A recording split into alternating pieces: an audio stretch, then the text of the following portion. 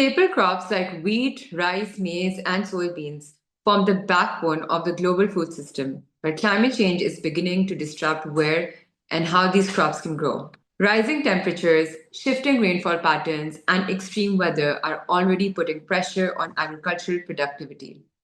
Even small increases in heat can reduce yields and increase the risk of crop failure, especially in regions that feed much of the world. This raises a deeper question. Could climate change actually redraw the map of agriculture?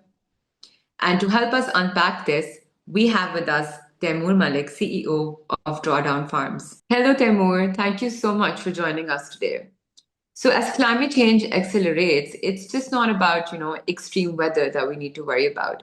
It's the very foundation of our global food system and how resilient it really is.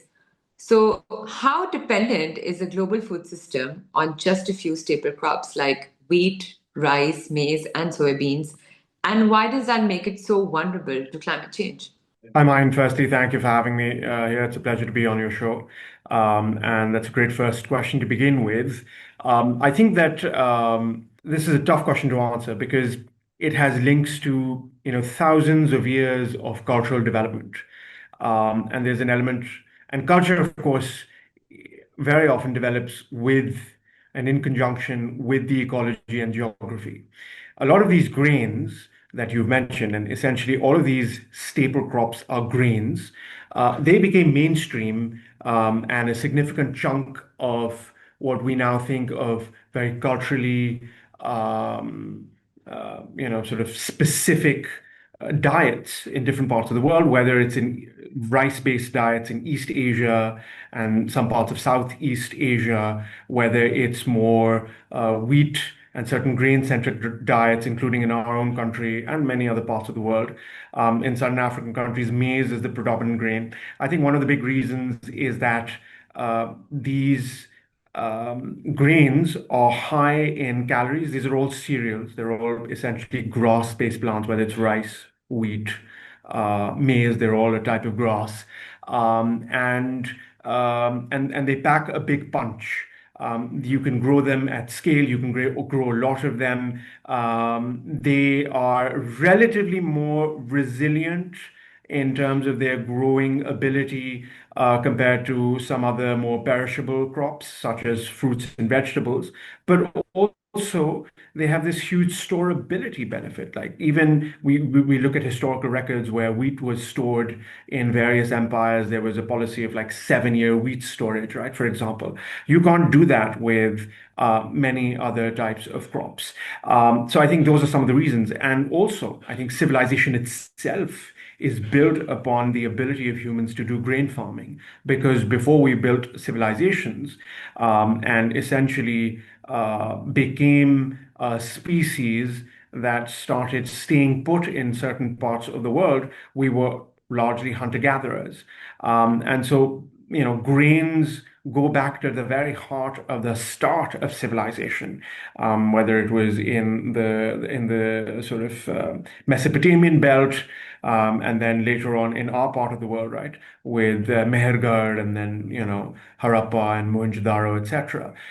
So I think grains go to the very heart of the human existence and the human experience, rather, for the past 10,000 to 13,000 years almost.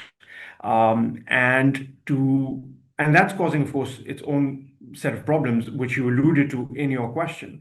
Because today we are living in a world where grains are often overconsumed, and therefore we have a deficit of a nutritionally optimal diet. So in many parts of the world, people are overfed but undernourished. We have an obesity crisis also concurrently with a malnutrition crisis that is a global phenomenon. It exists in both wealthy countries of the global north, and it is obviously on a far greater scale even in most parts of the global south. And I'm sure during this conversation this will come up again. We have to, actively work towards changing diets, making them more climate resilient, but also looking at it in a much more integrated and systemic way. I think climate cannot be removed from other discussions of economic policy, of nutritional policy, of national security, and a whole host of other issues. And I think that that is very germane, very much to the kind of foods that people individually on a micro level consume, but its macro implications for society, for a region, for a country, for the world. It has implications on people's IQs, on people's productivity, which has huge implications then on economics, which in turn can also have implications because everything ultimately is circular on the ability to tackle these very pressing challenges, including climate change, because the more economic productivity, total factor productivity a country or a society has, the higher its ability to tackle some of these extreme, dangers and crises or polycrises that we are now living through, right? So that's a long-winded answer to your very pithy question, but I hope it's a good sort of starting point for our conversation. It indeed is. So building upon what you said that, climate can actually not be, removed from all of these conversations. And of course, it cannot be removed from all of these crises as well, whether it's a nutritional crisis, economic crisis, or any sort of crisis. And we understand that, the risks are increasing when it comes to these crops because of climate change. So we need to look at what's actually happening inside the, crops themselves. So as temperatures rise, what actually happens to these crops at a biological level, and how quickly do you think the yields begin to decline? That is a difficult question to answer because it's very nuanced. It depends from crop to crop and region to region. Mm. Some crops have a higher resilience and tolerance to temperature swings, whereas others are far have a far greater impact on even slight variations. So they're a lot more susceptible to these what are called abiotic stresses, right? And I'll give you an example. In southern Punjab, where our farming operation exists in the Thal Desert, we've got mango orchards and citrus orchards. And when um, you know, we get what's called, in Urdu, we call it Kora, but basically you get these bouts of freezing temperatures in the winter. And again, climate change has kind of pushed both the dates of when this happens, but also the frequency very often has increased in most years. And what we've seen is that it impacts the productivity of mango far more than it impacts the productivity of citrus. There's a huge decline in mango fruiting when you get these bouts of freeze in the winter months. Then in the corresponding spring, you get much lower flowering. So this year, for example, we estimate we've lost about 40% of our fruiting capacity because of the January, freeze bouts that we got this year. So it really depends crop to crop. Some crops are far more susceptible to frost, some are far more susceptible to droughts. But there is no doubt that every crop, even those that have a higher resilience, like there are limits to what they can sustain. And so when climate change, either side of the temperature swing equation, when it exceeds a certain level, and obviously as the total ppm of carbon dioxide increases in the atmosphere, and the water vapor, which is another crisis, and we can potentially maybe touch upon that today. The climate crisis itself is not a we don't need to have a tunnel vision. It's not just a single cause, it's multifactorial. One of the big causes is, of course, the amount of greenhouse gas emissions that we have spewed into the upper atmosphere since the Industrial Revolution. And that's something that I think everybody knows about, is widely talked about. And I'm very glad it is talked about in 2026 compared to when I became a climate activist in 2015.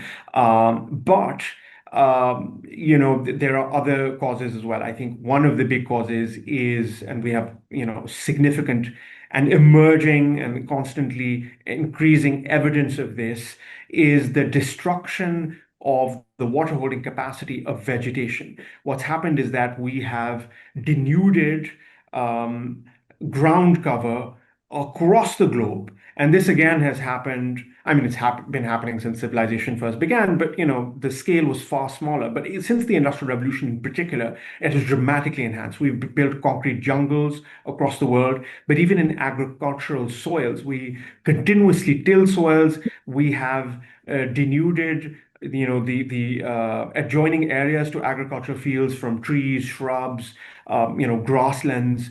And what all of this has done is that it has released the carbon that was in the soils, and that's all gone into the upper atmosphere because the carbon has oxidized with oxygen and become CO2. But it has also enhanced the amount of it's taken the ability of ground cover of soils to store water has also been taken away. And what this means is that there's far more water in the atmosphere, and that can cause its own kind of damage. You can suddenly get these cloudbursts. We have these events happening all over the world, including in Pakistan, including, incidentally, in March of this year. We've had sudden cloudburst events in parts of the Punjab. But some of these crises are very significant, and they can have huge implications for all kinds of vital infrastructure, for human well-being, but especially for crops, because crops are meant, like with humans, we have a range of what's optimal. One day we can have 1,500 calories, another day we can have 2,500. But like suddenly you go to like 1 calorie, you're going to suffer, and you cannot keep that up, right? Maybe you can sustain that for a day, but you cannot sustain that for a week, right? You won't be able to live. And that's also the scene with crops because they are ultimately also biological systems, much like we are. And so any kind of change, whether it's too much water, too little water, temperature swings that are extreme on one side or the other, heat versus freeze, all of those things have a negative bearing on the ability of crops to perform. And what is the performance from a human standpoint? Of course, we want to maximize yield and in some cases quality specs for crops, right? So all of that is being impacted. Thank you so much for this comprehensive analysis. Let's bring this a little, closer to home and look at what this actually, means for Pakistan specifically. In Pakistan specifically, there are challenges like water scarcity that you also mentioned, glacier melt, and flooding also happens. So, how are challenges like water scarcity, glacial melt, and flooding reshaping agricultural stability and food security? I mean, this is obviously very timely and germane. This is something in particular we've been dealing with in this country. Um, in some ways, it began in 2010, which was when I started reading up and going very deep into climate science, which was somewhere in 2015. The 2010 floods were a very important point or a very important data point that I came across. And there was a NASA study about this. The world faced a major heating event in 2010, which led to a series of very unfortunate events. One of them was the extreme flooding we saw in Pakistan, which left 20 million people homeless. But that wasn't the only thing. We had forest fires in Russia, which contributed very significantly to yield declines in Russia, which in turn meant that Russia banned exports of wheat. Russia and the Ukraine, as we now know, since the Ukraine war, are two of the biggest global exporters of wheat with excess production. But that year they had to, put these temporary bans on wheat exports, and that in turn led to wheat prices going up across the Arab world, including in Egypt, where bread was subsidized, and the government could no longer subsidize the bread because wheat prices had escalated globally. And that in turn is what was the straw that broke the camel's back and pushed people towards Tahrir Square, which is in turn what led to the Arab Spring or the Arab Winter as it ultimately became. And so there are these second order and third order implications that start to happen. In Pakistan, we've been dealing with this again, 2010 floods, but then, again, we had the 2022 floods. Every year we have some issue or the other. In 2022, we also didn't have spring because I Yeah. remember this and we had a huge impact. We had spring for maybe in southern Punjab at least, maybe a week at the most, and suddenly you had this huge heat wave and the spring was gone. What should have lasted a month, month and a half was compressed so significantly.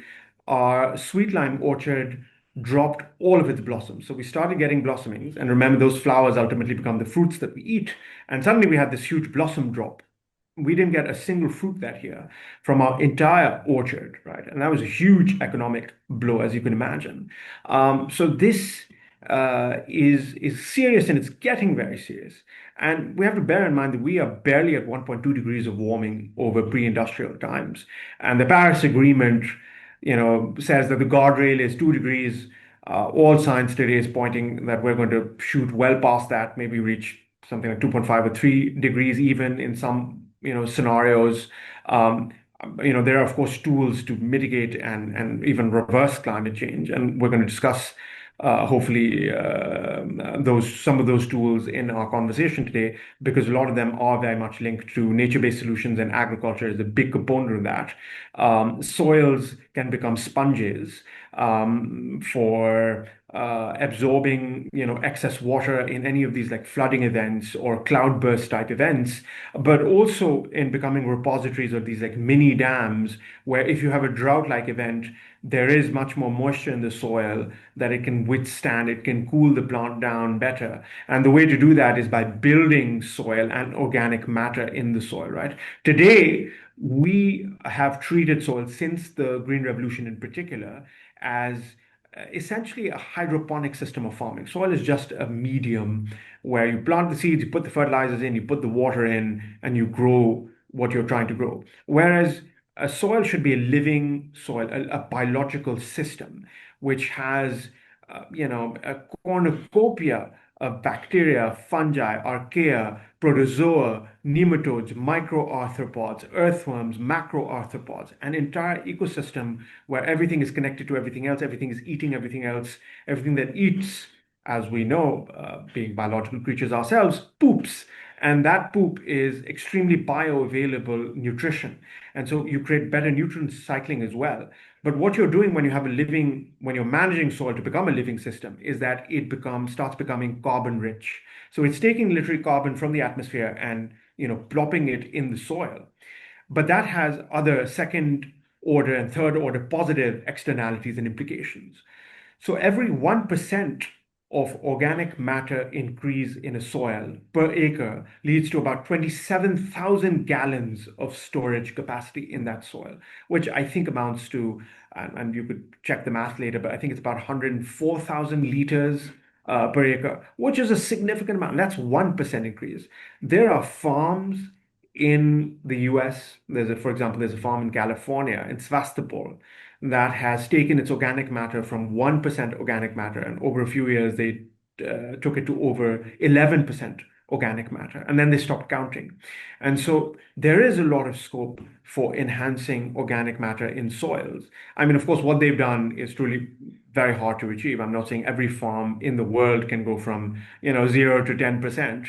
I don't think that's going to happen, but there is still far more potential than what a lot of scientists earlier used to claim is possible, because many people have physically proven that it is possible to dramatically enhance. In our own soils, we've seen in pots where we've done certain regenerative tools, we've taken organic matter from literally 0% to well over 1%, right? 1.5% easily. And you can see that visibly the soil is very chocolate brown rich. So it's somewhere between 1 and 2% easily. And so, there is a lot of possibilities because the crises are growing. And Yeah. so we have to, therefore transform our agricultural systems. And the beauty of regenerative agricultural systems is that they are both mitigation and adaptation. Usually you have to pick one or the other. And, in a world where budgets are compressed and limited, we have to choose as a society. Do we focus more on adaptation? Do we focus more on mitigation? But I think in many cases, not all, in many cases that ends up being a false binary because with tools like regenerative agriculture, you are both mitigating the threat of climate change by helping, reverse it.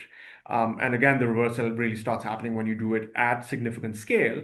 But also you are adapting because, as I mentioned, with one example, when you build soil organic matter, that soil becomes spongy and therefore can store more water. In this case, about 27,000 to 30,000 gallons per acre for every 1% of organic matter added to soil. And therefore, when you have a flooding event or when you have a cloudburst event, your ability to withstand that significantly increases as a farmer and obviously on the macro level as a society. Yeah, and like you just mentioned that, we have to start focusing more on adaptation because we know that this is going to happen every year. And it's better for Pakistan to, actually implement those policies because we do have a national adaptation plan. We just need better governance and we just need, better implementation. Coming a little bit about and discussing a little bit about, small farmers in Pakistan, how are farmers, responding on the ground? Are they changing planting seasons, switching crops, or are they being forced to abandon certain crops altogether? I think again, this is the answer to that question depends on what part of the country the farmers are situated in. There Yeah, are parts of the country where you are starting to get, bouts of water scarcity, but even that is not, it's not a linear secular trend. One year you will have a crisis, another year you won't. There are parts, for example, in southern Punjab, which um, very much where the farmers rely on what's called root kohi, which is basically water runoff that comes from mountainous areas nearby, right?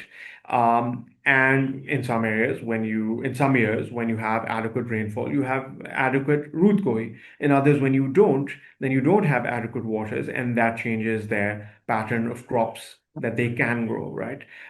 So it's not linear, generally speaking. It is very,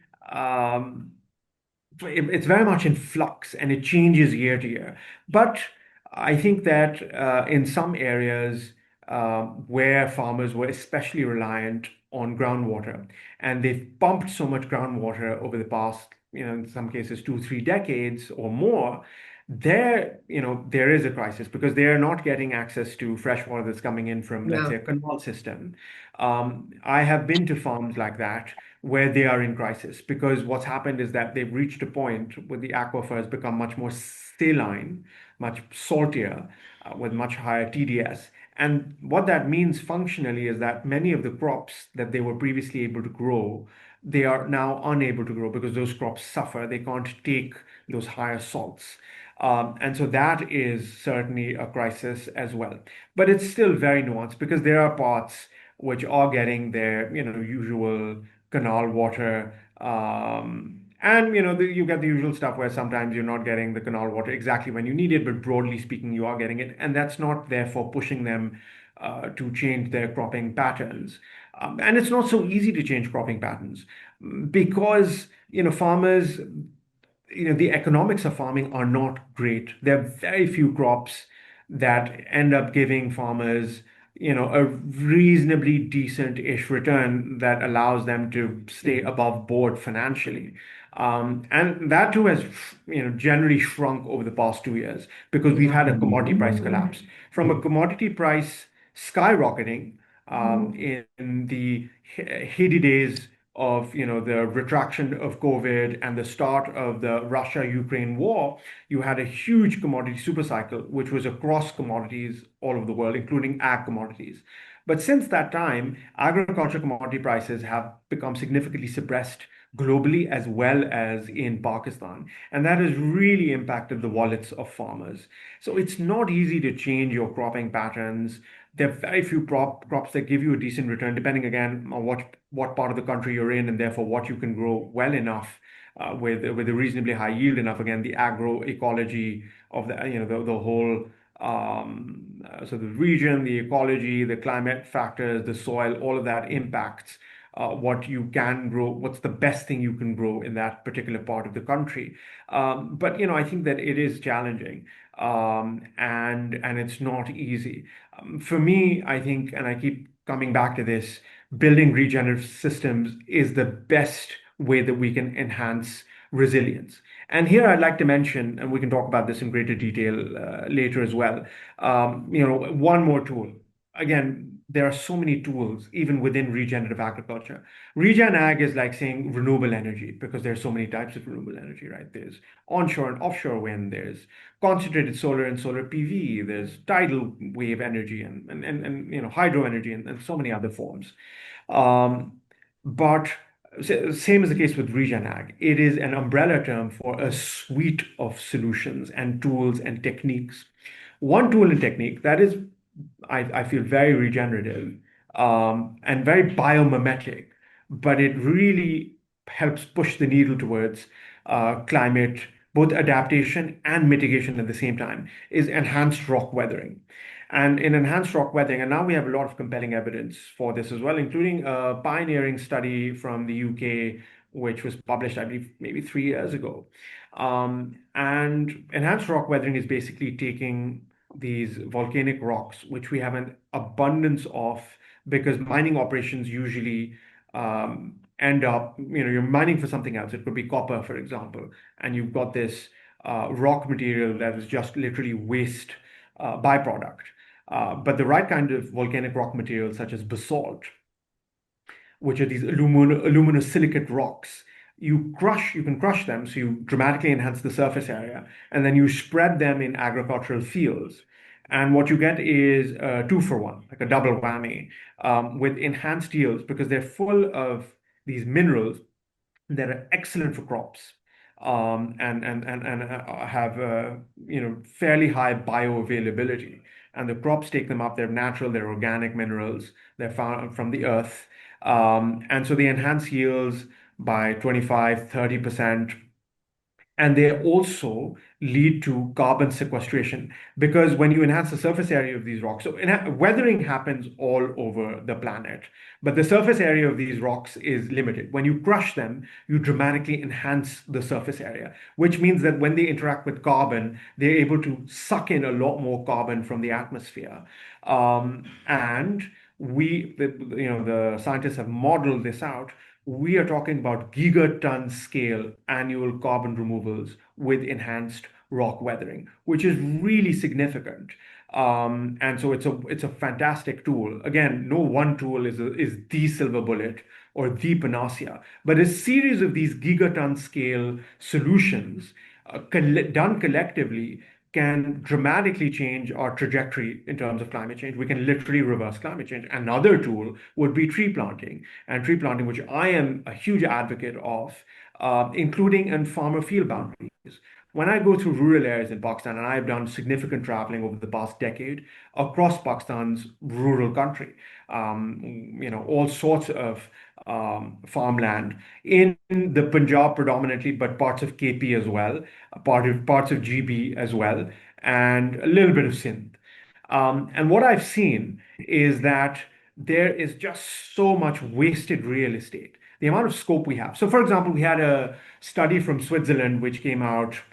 I'm forgetting when, but maybe 5-ish years ago. I think it was from ETH Zurich. And the study basically came to the conclusion that we have enough land mass on this planet for afforestation. But even on farmland boundaries, there's enormous potential because without, taking away from food security, which obviously is is a big sort of question mark. We have growing population in the world. We're expected to reach 10 billion people before 2050. And so, of course, we need to enhance food and nutritional availability across the world. We do not want to take away farmland to plant trees because that would be self-defeating. But in farmer field boundaries, we have an opportunity to have hedgerows, which can be a series of trees and shrubs, which again is a sort of gift that keeps on giving. It helps sequester carbon, but it does more than that. It provides a better microclimate for the farmer fields, which protects against frost pressures, drought pressures, wind storms, which can happen from time to time. And we're also seeing increasing frequencies of that in Pakistan. You get these, very hot winds that are coming in and sort of desiccating winds that really impact crop health in the summer. And in the winter, you see, these freezing sort of windstorms that happen. We face this a lot in southern Punjab as well. So again, you help fight against that by enhancing the microclimate. You enhance the biodiversity on the farm because we're also facing a biodiversity crisis, in some cases linked to the climate crisis with similar causes. And in some cases, different causes as well. But when you enhance biodiversity, you enhance the level of beneficial insects, beneficial birds, etc., and other critters. And these beneficial insects, for instance, they're the good guys that eat and kill the bad guys, which are harmful and pernicious to our crops. So, that's another huge benefit. Then there is yet another benefit, which is we help transform, when done at scale, obviously, the small water cycle. So, if we go back to our, geography or social studies education from, fifth grade, we were told that our rainfall on land comes from the oceans. The oceans have evaporation, there's cloud formation, the winds bring those clouds to the land, and that land brings rain. And that is not false, that is correct. But that's only part of the picture. That is what is called the large water cycle. So that's responsible for about 60% of the rainfall globally that is received on land, but that's only 60%. The other 40% is what's called the small water cycle. And the small water cycle is driven entirely by the land. And what are the drivers? Soil coverage. If you have covered soil, and there's some incredible work that the Australian scientist Walter Yana has done on this, or Anastasia Makarieva has done on this in the Mediterranean. Milan was a scientist who did a lot of work on this and showed that deforestation and denuding of soils in the Mediterranean has led to sharp decreases in the European part of the Mediterranean, especially of rainfall over the past few decades. And so there is this very strong link, and now we have very compelling scientific evidence of when you denude soils and they don't have ground cover, which includes shrubs, grasses, trees, then you start reducing the amount of rainfall. So in summation, again, we can transform, we have so many tools at our disposal. We just need to start deploying them, and we can make agriculture far more resilient with trees, with enhanced weathering, and building soils through other regenerative practices. I think there's a lot of hope. It's not just a story of glum and gloom and doom. I think there is hope, but we need to start acting as a society today.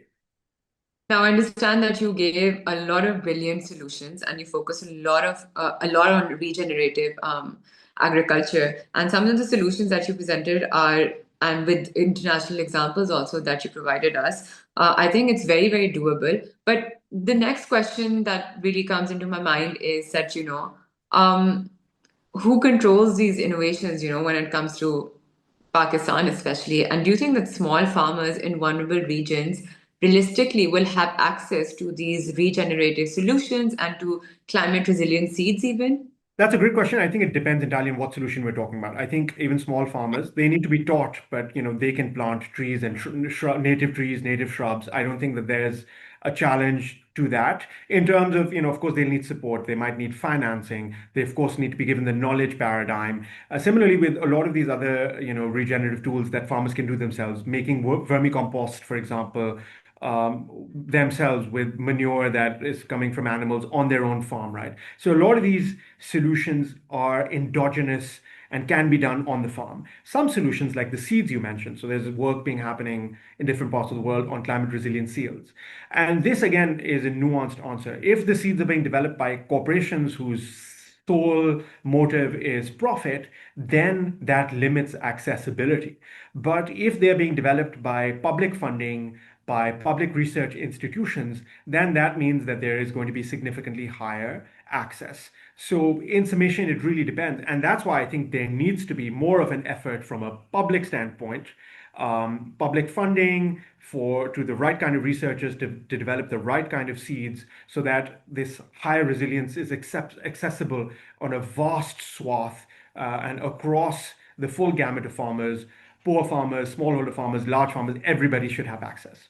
And finally, like looking ahead, do you think that climate change will fundamentally redraw the global map of agriculture? And Do you think that the world is prepared for this shift? Well, I think it has already redrawn in many ways. The Syrian civil war began because of climate change in Yeah. large part. In From 2010 onwards, Syria had the largest recorded drought in its history, which led to 80% crop destruction, sorry, 80% livestock deaths and 60% crop destruction, which meant that 2 million poor and destitute farmers moved to the cities, where, of course, there were no jobs or services waiting for them. And these are the people who started protesting against the government. And a heavy-handed government, reacted. And, that led to even more protests because these people had nothing to lose. And ultimately, the country erupted into a civil war. And that led to a migration crisis across Europe, which led to right-wing populist parties in many countries winning elections. So it's already redrawing how the world functions and global governance. Similarly, we had a crisis. Climate change induced farmers in Central America made their way in a migration crisis that kind of doomed the Biden presidency and led then to Donald Trump winning the election. I think one of the biggest things that people were dissatisfied with Biden's presidency, one was, of course, inflation, and the other one was the migration crisis. And a large part, maybe not the only factor, of course, but a large part of that migration crisis, and there are studies that show this, was driven by poor and destitute farmers coming in from Central America, such as places like Guatemala, etc., because again, climate change had made farming completely unviable for them. So it's already started to redraw the map. The Afghan insurgency, I remember before the Taliban took over, that there were reports that more than half of the provinces in Afghanistan were facing acute drought, which was further fueling the insurgency because young men could no longer farm and they were basically joining in droves the insurgency, right? So, we've had so many examples across the world of instability and massive transformations happening because of the climate crisis, and particularly on farmland. And I think this will accelerate unless we decelerate it by taking the kinds of actions we've spoken about in this riveting conversation with you today. And so we really need to, we have our work cut out, but again, it's not a hopeless scenario. We have many tools and solutions at our disposal, but we need to start acting on it now as a society, as a government, as civil society, nonprofits, businesses, corporates. Everybody needs to come in together. And this is the battle of our time that we need to tackle. And we can tackle if we, combine all of our forces together. I mean, if we're talking about the global situation, also fundamentally everything is sort of being redrawed, right? And like you Yeah. mentioned, and the examples that you gave, it's all about, power struggle and money struggle. And what we're seeing currently with the war that's happening, it is all about the power struggle. So whether it comes to agriculture or whether it comes to climate change or any other crisis, that the world faces, it's always, always going to be a power struggle. Just to wrap this up, do you think that the climate pressures they force countries in this region to rethink not just what they grow, but even what people consume? I think we must do it. I'm not sure that people are thinking along those lines. I think one of the things with culture, small c, is that the way humans have sort of developed to where we are now, we've become a little bit more rigid in what is our culture. And there's this element, I think, I find, because been having these conversations with a lot of humans over the past decade, and the conclusion I've reached is that a lot of people are very rigid. Oh, this is our culture.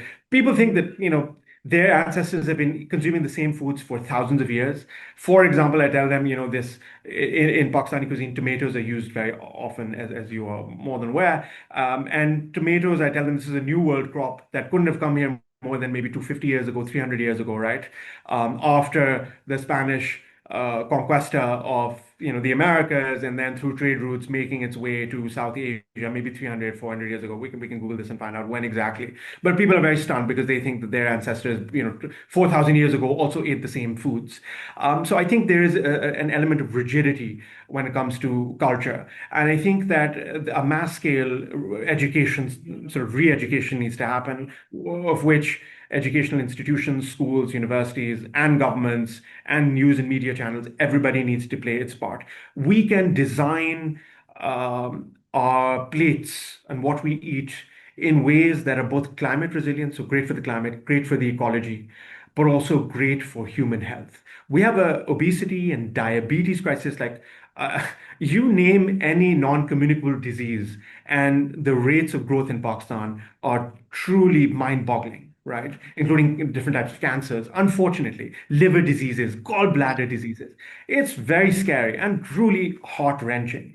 And all of those can be transformed with our diets because there is, I think, something fundamentally wrong with our diets. It doesn't mean that everything we consume is bad, everything in our cuisine is horrible and we should throw the baby out with the bathwater. But I think a series of tweaks can be done which can dramatically improve things from a nutritional standpoint, a public health standpoint, and a climatic and ecological standpoint. I think I love the line that you said that we can design our plate, which makes me think that, we can design our own future and we can design change as well when it comes to all of these problems. And especially because we are an agrarian economy. So we must, come to this conclusion and we must, start thinking about designing our plates. Thank you so much, Taimur, for this brilliant and insightful conversation. I actually learned a lot with you. Thank you so much for your amazing and brilliant knowledge. Thank you. My pleasure. Thank you for having me. What's becoming clear is that climate change isn't just a threat to crop yields. It could fundamentally reshape where and how food is produced around the world. From shifting growing regions to the race for climate resilient crops, the future of agriculture is entering a period of profound transformation. See you next time.